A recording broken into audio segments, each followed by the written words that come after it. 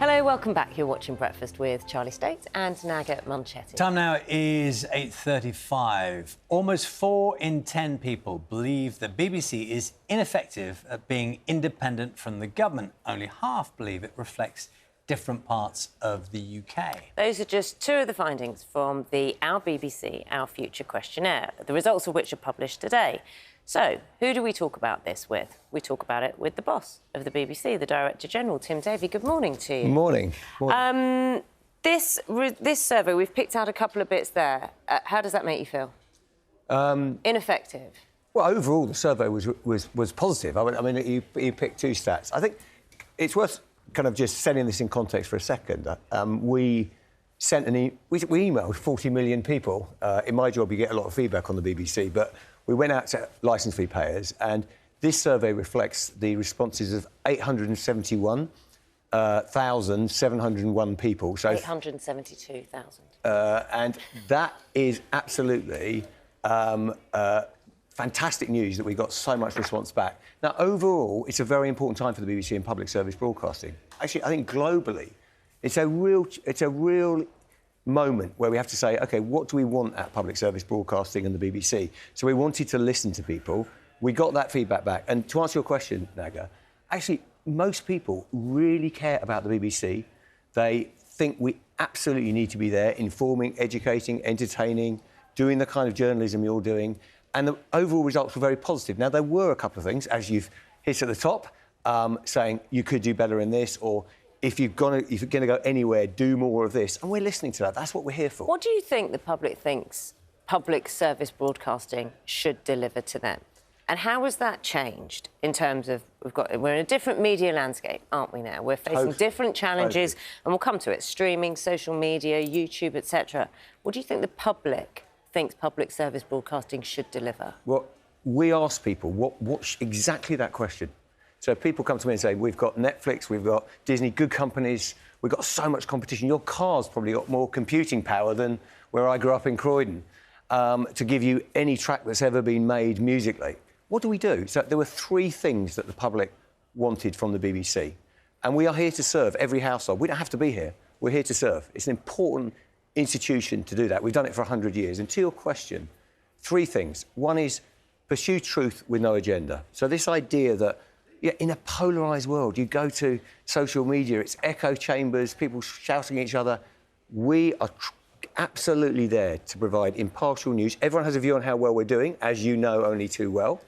And that is important. Second one is what I call homegrown storytelling. That means blue lights, it means celebrity traitors, it means the things that we do that no one else does. We tell the story, local news. There's the biggest programme on BBC One most days, when we haven't got celebrity traitors or a bit of dancing going on, is local news, our regional news. Third thing is, I think, more important than ever. Actually, I feel this more than I've ever done, that the BBC's needed, to bring people together so that we can actually have a conversation where we may have different political views, but we are allowed to be friends. We are allowed to come together for sporting events. It's probably worth pointing out a couple of things. So they're the roles, I think. It's probably worth pointing out a couple of things at this point. We haven't agreed any questions with you, so you've got no idea what we're going to ask you about. Right. Because that comes down to the thing about truth. It's one of the joys of my job, yeah. But there might be people watching thinking, oh, look, it's the boss of the BBC. He's their boss. So we've agreed a deal that we'll ask you certain questions. That hasn't happened. Of course not. I actually have views about how you would start with a couple of negative figures, and I might have... But that's the... Well, you won't be surprised to know I'm going to go back to that then, because 38% of people you asked thought your organisation, the BBC, is ineffective at being independent from the government. So just want to translate that into what you think that people... Do you think people think that you've got... The Prime Minister is in your ear, that the Culture Secretary is in your ear telling you what to do? When you hear that phrase, not independent from government... Absolutely. What do you think that means in practice? What do you think people think? I think people are worried about the independence of a public service broadcaster. And by the way, on a global basis... Help us with that. Be more practical. When I ask that question, Charlie, I'm being open about it, is do people think that your phone rings and there's a member of the government on it and you're like, uh-oh, because you're in their pocket. Do you think that's what that thought process is? I get emails from people on every side saying you're clearly someone's in your ear on this, or a lobby's doing this. That is absolutely what people worry about. Now, I'm going to set this in a global context. 74% of the world doesn't even have a free press. And if you look around the world, you can see politicians, understandably, in some cases, unacceptably in others, trying to get more influence on state media, public service media. We happen to have, in the UK, an independent broadcaster. And one of the joys of my job, you say it perfectly, is, I mean, it's kind of wonderful, but precious and slightly weird that people working for me can ask any question. It's a totally free process.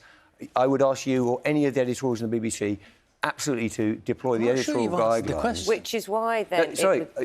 The direct answer is yes. That's what people worry about. They worry about, is the BBC being unduly influenced? 91% of people believe the BBC should be independent. Well, are you being unduly influenced? Is the more important question in a way. People might think that, but are you? So what happens absolutely when... not, Charlie. Happens? I think absolutely not. I think, and I think it's absolutely sacrosanct for the BBC that we are independent, we report without fear or favour. Let's explain then to our audience who's sitting here watching us interview our boss, the boss of the BBC. Ministers will call you. Government ministers will call you. Of any government, of any time, will call you and they say, we don't like what you're doing here. How does that translate to how it comes down to us, your journalists who are broadcasting or writing for the BBC? Explain to the audience that relationship. Well, firstly, I think we should be really proud. We're very tough on ourselves sometimes because when we go around the world, the BBC is an absolute glowing light for how we do it properly. And the first thing is, not many people, very, very rarely would someone call me on an editorial issue because, broadly speaking, it is respected that we have editorial independence. But if it happens, say the government says we don't think that your journalists or your news coverage is treating us fairly. And we listen to it. Of course we listen to it. But we're not reacting to one lobby or the other. What we're trying to do is if someone raises a valid point or a factual inaccuracy, we can check that. So I think the idea the BBC is not listening or we wouldn't take a call is ridiculous. But having said that, what we're doing, and I think that is respected by people... That's normal editorial practice. We have those rigorous processes in place for accuracy. That's how it works. But for you, when the public says, or 872,000, etc., they say a proportion thinks we are not independent from the government. How do you, sitting on the breakfast sofa now, tell them this is what happens and this is why I can say that is inaccurate? It's absolutely the case that if you talk to any of our leaders in the newsroom, the orders are very clear. Report against our editorial guidelines without fear or favour. Listen, to Charlie's point, people will call, people will say things, but I don't think we're influenced by that. What we're influenced by is our standards, our editorial guidelines. Everyone has a view how we do that. What I would say, however, is it absolutely is appropriate that people hold the BBC accountable. And that's different. I would ask you, have we ever said to you, you must cover this story? To Charlie's point, I wasn't, told these are the questions. You can ask me anything. That is absolutely how we operate in the BBC, and we need to demonstrate that. But this is about independent from government. This is the point. That's what I want you to, while you're sitting here as our boss, say to our audience, of which 38% think we're ineffective at being independent from government. That's a significant number. Sure. So, and what I think everyone needs to be, we need to demonstrate, because you can just talk at people, and we need to listen to people. And there's a couple of things going on there, if I may. One is, I can reassure everyone that we are independent editorially. We absolutely act without fear or favour. We may take incoming calls from every political flavour, but let's set this in the context of a global. People see what's going on around the world. You can see what's happening in different countries where governments are getting more muscular about control of public service broadcasting. So people aren't... It's not an invalid concern to be worried about governmental kind of interference in broadcasting and free journalism. I would say the BBC is a glowing light on that. OK, and I think that's what we need to fight for. And it is a worry. That does not mean we shouldn't be accountable, by the way. Let's we get should through be some accountable. other important Please, territory. If not the licence fee to pay for the BBC, then what?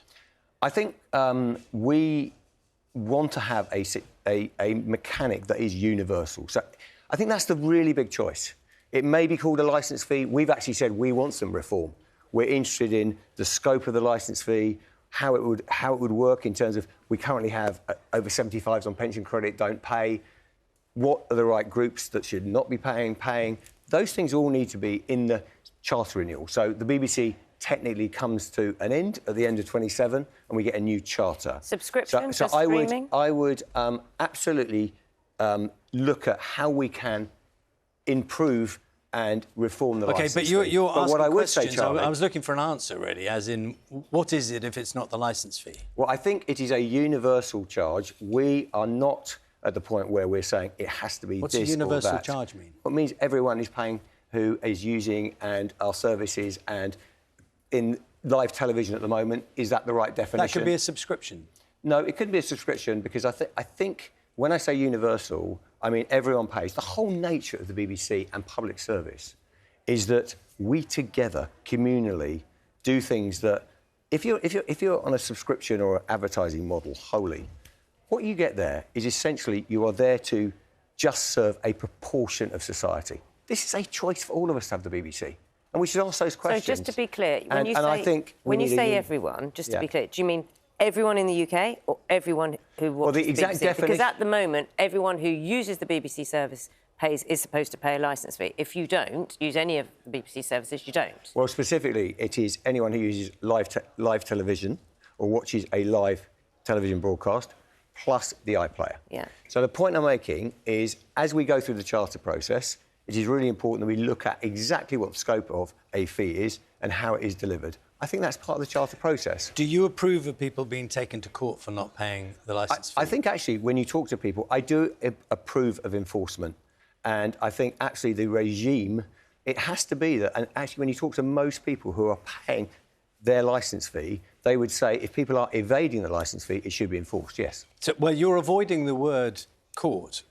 You're saying enforcement. So, well, I support the current system, yes. And that would mean that someone would pay a fine or could go to jail for not paying the licence fee. Of course, so you support that? But I support the current system as part of the Charter. And this is why we really need to go into the Charter renewal process with an open mind and say, what's the right enforcement? I do think for the vast majority of people watching who we're there to serve, and this is what we get when we talk to people, they'll say, we must make sure that actually those people who should be paying are paying. That's fair. That's absolutely. What do you think the worst thing that's happened about the BBC during your watch is? What's the worst thing that's happened?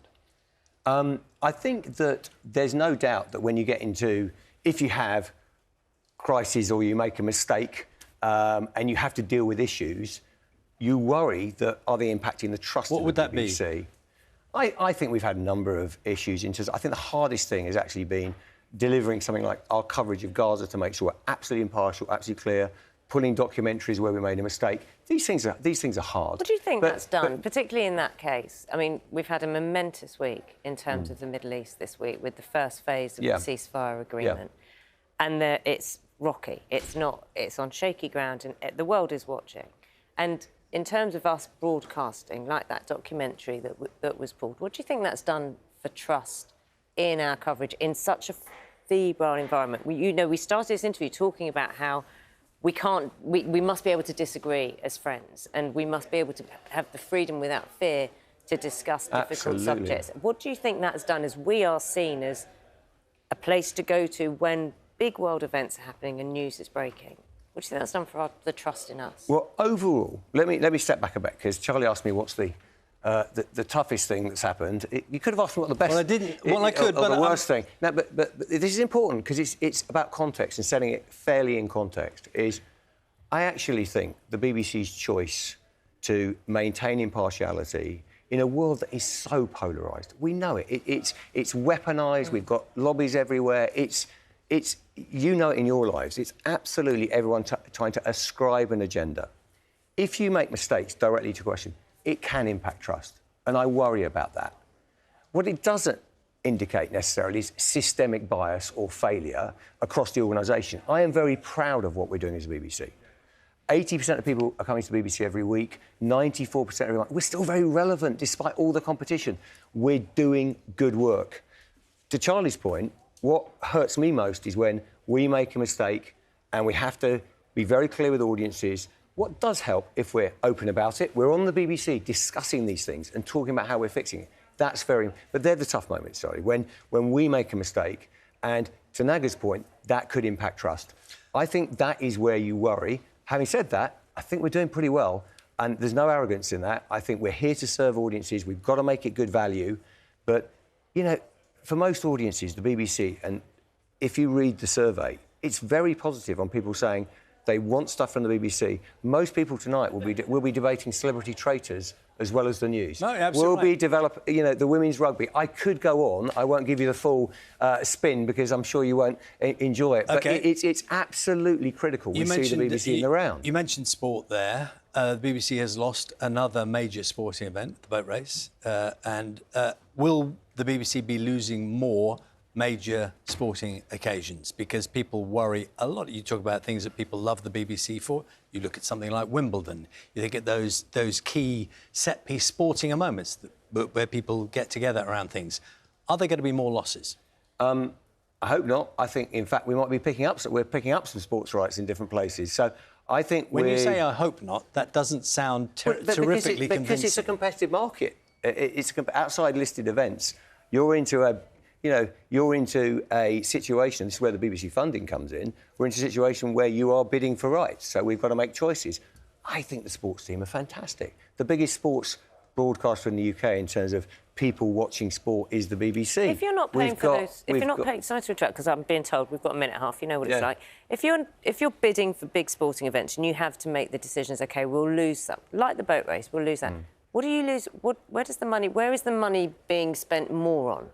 Well, I'll give you Is it entertainment? I'll give you a specific example in sport. We picked up the nations qualifiers in Scotland and Wales. When you don't pick something up, when you lose something, where does that money go? Does it stay in sport? Are you still committed to sport? Does it go to entertainment? We're totally committed to sport. As committed. But to answer your question, is we look in the round in terms of overall the budget of the BBC. It's like running any organisation. There'll be people running small businesses who go, look at my overall budget. If we save a bit of money there, we look across the board. Do we need more drama? One of the things you see in the report is people are fiercely supportive and proud of the regional BBC and pushing money out. Blue lights, yeah? We will look at how we spend that. On sport directly, I'm very bullish on sport. You know, look at women's rugby. We took those rights. So this isn't a declining story on sport. I'm sorry. I mean, we've made some choices in certain events, but it's actually been brilliant. More than 30% want more sport and comedy and entertainment. Like you said, welcome to my email. 40% want more drama and documentaries. 67% say they want the same now as in the future. Well, there's a lot. I would love to give people more, but we're balancing that value for every household. So what's the right balance of those genres? By the way, my inbox is a fun place to be. I mean, you've got all those people who want more celebrity traitors, people who are slightly annoyed about the amount of sport. That's because they care. I care. But this is rather special. I mean, what I want to say finally about sport is having a listed events regime where we can protect some of those moments where I'm a sports nut, so those ideas where we come together and have the FA Cup final and we can all watch it together. These are amazing moments. The BBC, I think, is a great place on sport. There'll be some events we lose, there'll be events we win, but overall, the sports team that are based in this building in Manchester, I should say, they do a fantastic job, and we need to serve audiences on that. There'll be people who probably preferred Milo, the dog who was here a little earlier, than the Director General of the BBC. You feared that. I know there's no one competing with 13 puppies and a beautiful-looking Milo. I thought that was a low ball, I thought. Quite a lot of people have called for you to go because of the controversies we talked about, the mistakes that have been made. You've had quite a lot of people saying in Parliament and elsewhere that you're not right for this job because of things that have happened. Have you had cause over that time to scratch your head and go, well, maybe they're right? I would say the job's not... This job is not for someone who's faint-hearted. I think you do have ups and downs. I mean, you have ups and downs in the job, but I think over 5 years, the fact that, going back to the top, if you look at what audiences want, they're proud of the BBC. we're fighting a good fight in the midst of a weaponised, huge media environment. I think we should be fiercely proud of the BBC. If I go back to the question, if I may, Tim Davie, can I go back to the question which was about you? Personally. Have you had occasion to think, am I in the right job? Have you ever gone through that thought process? Has that happened? There are moments when you go in public life, in terms of the balances of, the pressures you get are very, very significant. What I would say, I've never doubted the need for the BBC, my personal passion for it, the fact that I love leading this organisation. I think we should all together be fighting for what is a unique British asset. And personally, you asked the question personally, I've never doubted that I should be doing that job. I want it. Finally, Charlie, I can decide a lot of things in this job. The one thing I can't decide is I'm not in charge of whether I'm in this job. So the powers are limited. But no, I think that the first thing, we're here to serve the public. It's very important that we were talking about the survey at the top. This was about listening to the people we serve and also being accountable and building trust. We're not perfect, and we need to keep improving, and that's what the Charter's about. And I'm excited by it. We're being told that you've got to go elsewhere and talk to other people, so we have to do that. Thank you very much. Real pleasure. Davie. Thank you. Thank you. It is 4 minutes to 9.